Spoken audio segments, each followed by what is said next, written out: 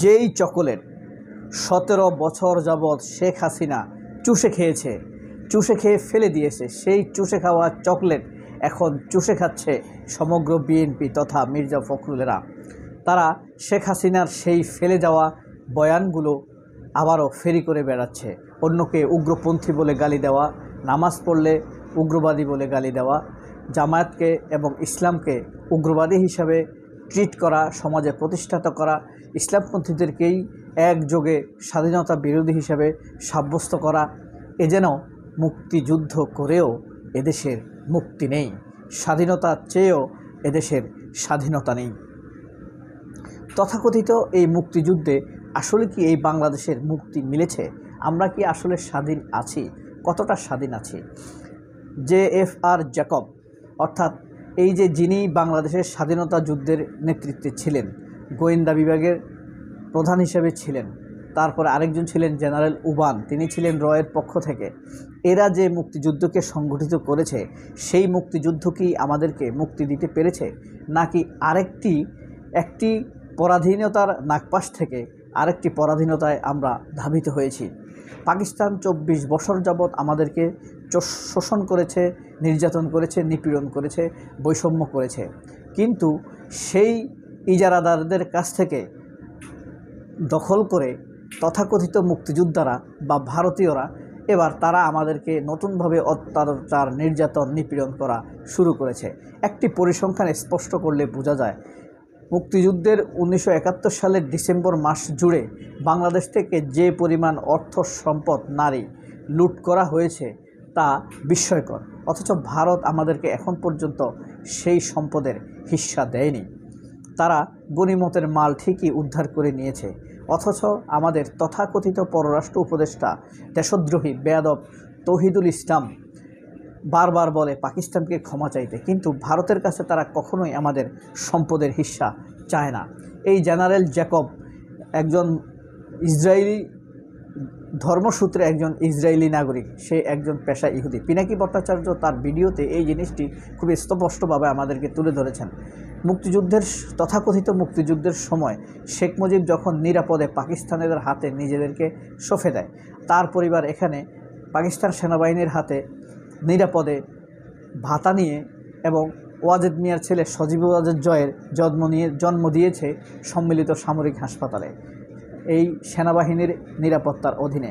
আবার তাদের কাছে আর্থিক ভাতা, নিরাপত্তা সব কিছুই নিয়েছে, কিন্তু মুক্তিযুদ্ধের বাণী কসরানোর ব্যাপারে সর্বোচ্চ ব্যবসা করে গিয়েছে মুক্তিযুদ্ধ নিয়ে শেখ হাসিনা বা শেখ পরিবার তথা আওয়ামী লীগ।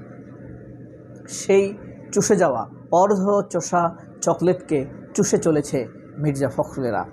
এর ফলশ্রুতিতে তারা এদেশের মানুষকে সুযোগ পেলেই উগ্রবাদী, জঙ্গি, স্বাধীনতা বিরোধী এসব বলে ট্রিট করছে, যা বরাবরই 54 বছর যাবৎ বা গত 17 বছর যাবৎ স্পষ্টভাবে শেখ হাসিনা আমাদের উপরে চালিয়ে গিয়েছে।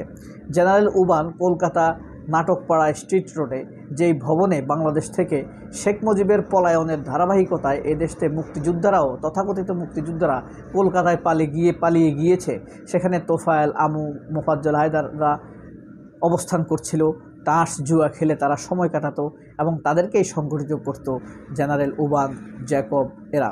আর অরোরা বাংলাদেশের ফিল্ডেই ছিল এবং তারা সেখানে থেকেই মুজিবনগর সরকারের ঘোষণাপত্র দিয়েছিল, যে ঘোষণাপত্রে স্পষ্ট উল্লেখ ছিল মুক্তিযোদ্ধারাই এই পূর্ব পাকিস্তান তথা বাংলাদেশের প্রশাসনিক ব্যবস্থাপনার দায়িত্বে থাকবে। যারা মুক্তিযুদ্ধে অংশগ্রহণ করেনি তাদেরকে চাকরিচ্যুত করা হবে, সেই খালিস্তানগুলো পূরণ করবে ভারতীয় নাগরিকেরা, অর্থাৎ ভারতই এদেশের প্রশাসন পরিচালনা করবে। এই ছিল মুজিবনগর সরকার ঘোষণাপত্রের প্রথম দাবি, মানে প্রথম নির্দেশনা। বাংলাদেশে ভারতের প্রয়োজনীয় সৈন্য থাকবে, তারাই বাংলাদেশের নিরাপত্তা বিধান করবে তাদের মতো করে। এরপরে 2 নম্বর গেল সৈন্যের সংখ্যা। 3 নম্বর হলো সেনাবাহিনী। বাংলাদেশের কোনো সেনাবাহিনী থাকবে না, কোনো সেনাবাহিনী বাংলাদেশ সরকারের থাকবে না। ফিলিস্তিনের মতো একটি মানে অচ্যুত স্টেট হবে এটি। এই দেশে সব সময় নিরাপত্তার জন্য নির্ভরশীল থাকবে ভারতের উপরে। বুঝতে পেরেছেন তাদের টার্গেট ছিল এখানে একটি ফিলিস্তিন, এশিয়ার ফিলিস্তিন গঠন করা। অবশ্য আমরা যদিও প্রায় এখন পর্যন্ত বোঝা যায় সেই পথেই আছি। অত্যাচার নির্যাতনে সংখ্যায় অধিক হলেও যেন এদেশের মুসলমানরাই সংখ্যাগুরু। হিন্দুরা মাত্র 8-10% হয়েও প্রশাসনে তারা 30-40% চাকরি হোল্ড করে, তাদেরকে কিছু বলা যায় না। আপনি দেখেছেন কখনো শেখ হাসিনার আমলে কোনো একজন হিন্দু পুরোহিত জেল থেকে মুক্তি পেয়েছে? কারণ তাদেরকে অ্যারেস্টই করা হয়নি। অথচ তাদের বিরুদ্ধে বিস্তর অভিযোগ, শিশু ধর্ষণ, হত্যা, জমি দখল, মন্দির দখল সহ নানান অভিযোগ রয়েছে। এমনকি হিন্দু বাড়ি দখলের অভিযোগ রয়েছে। ইসকনের কথা ভাবলে এই ব্যাপারগুলো ভাবতে পারেন। এর জন্য আপনি ইলিয়াস হোসেনের ভিডিওগুলো দেখতে পারেন।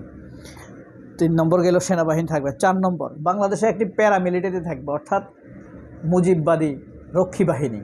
এই রক্ষী বাহিনীর কী অত্যাচার করেছে জানেন? জাসদের প্রায় 40,000 নেতাকর্মীকে হত্যা করেছে, 22,000 সাধারণ নাগরিককে হত্যা করেছে অন্যান্য রাজনৈতিক দলের, এবং প্রায় 13,000 আলেমকে হত্যা করেছে এই মুজিববাদী রক্ষী বাহিনী। এরপরে আপনার 5 নম্বর, ভারত পাকিস্তান যুদ্ধে যে হবে, অর্থাৎ তাদের কথায় যে মুক্তিযুদ্ধ, এখানে মুজিবনগর সরকারের ঘোষণাপত্রে এখানে লেখা হয়েছে এটা ভারত পাকিস্তান যুদ্ধ। এই যুদ্ধের নেতৃত্ব দিবে, এই যুদ্ধের মিত্রবাহিনী হবে বাংলাদেশের মুক্তিবাহিনী এবং ভারতের মিত্রবাহিনী, তবে নেতৃত্বে থাকবে ভারত।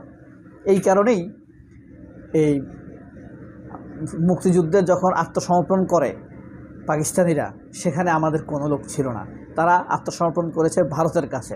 এই যুদ্ধটি ছিল ভারত পাকিস্তান যুদ্ধ।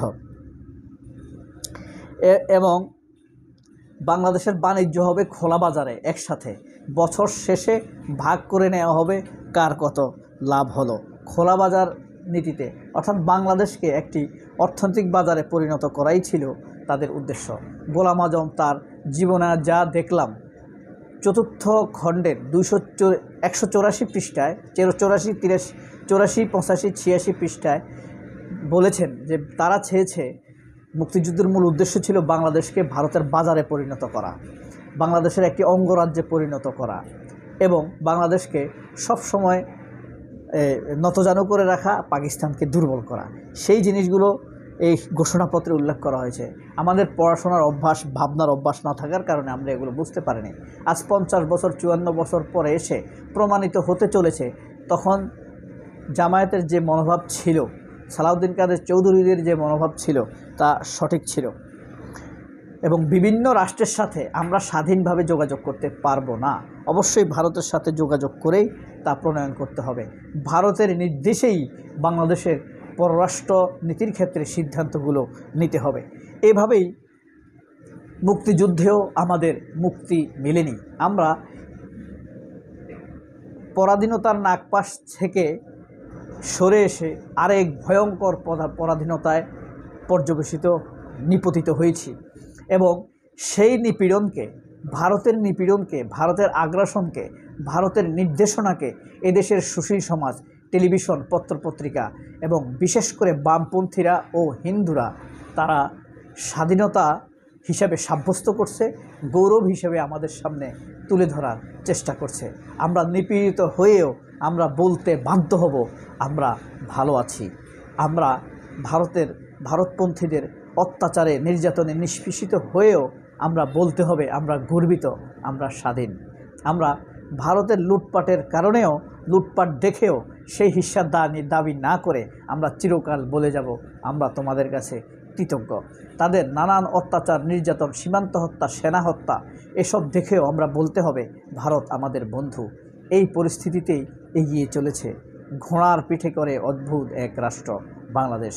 ডক্টর ইউনূসের নেতৃত্বে আমরা খুবই আশাবাদী হতে চাই। সবাই অনেক ভালো থাকবেন। আল্লাহ আপনাদেরকে ভালো রাখুক। আল্লাহ হাফেজ। আসসালামু আলাইকুম।